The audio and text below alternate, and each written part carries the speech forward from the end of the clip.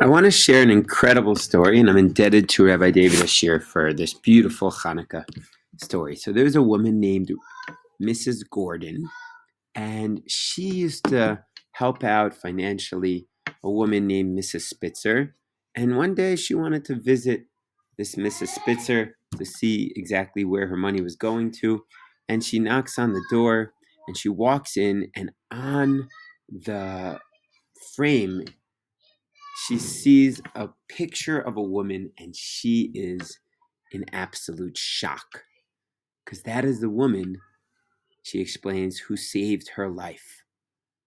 So Mrs. Gordon begins to explain when she was in Bergen-Belsen, that horrible camp, the Nazis tried to strip everything from the Jews, but she and her friends, who were all girls, decided they were going to do the mitzvahs to the best of their ability, despite what the Nazis did to them. No matter what, they would do their best to do the mitzvahs. And soon, Hanukkah was approaching. And so they knew the mitzvah of the day was to light Hanukkah candles.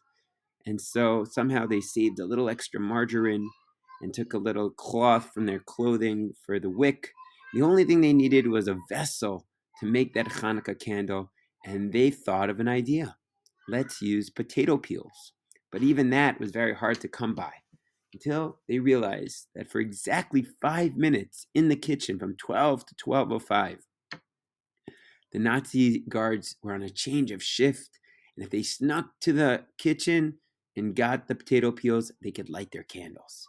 So they decided, what would life be worth if not to do the mitzvahs? And they snuck through, but unfortunately, a Nazi guard saw them and they were caught. They were sentenced to death. And soon afterwards, they were all gathered to the central area where everyone was going to witness this cruel Nazi kill these righteous women, true Maccabean heroes. And they were about to shoot, but wait, let me go back a few days earlier.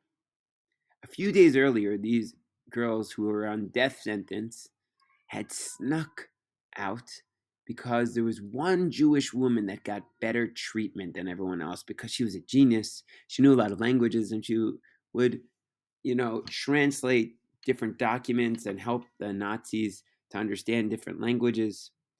And one day they snuck out to this Jewish woman in the hope that maybe she could have some influence and pull some strings and save their lives.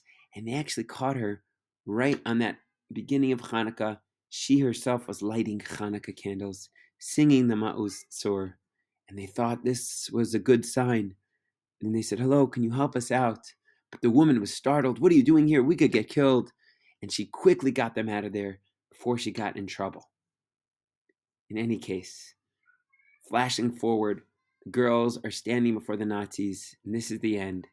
When that same woman, Mrs. Spitzer, came running out and said to the Nazis, something in their ears, and he seemed very shook, the Nazi who was in charge, but it seemed like he had no choice, and he ran outside and canceled the shooting.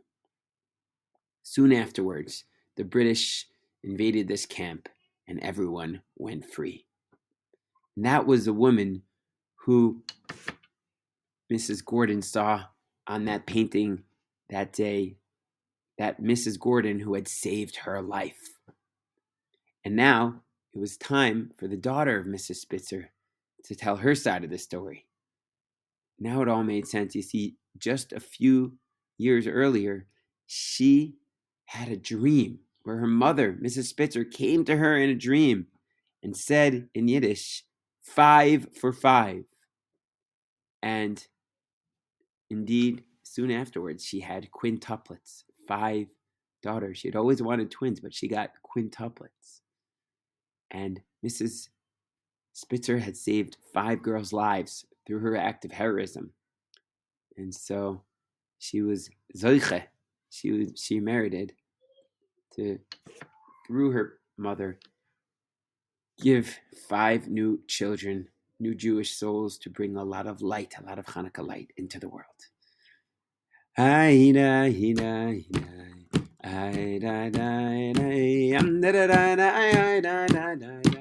Good Chanukah, good Chanukah.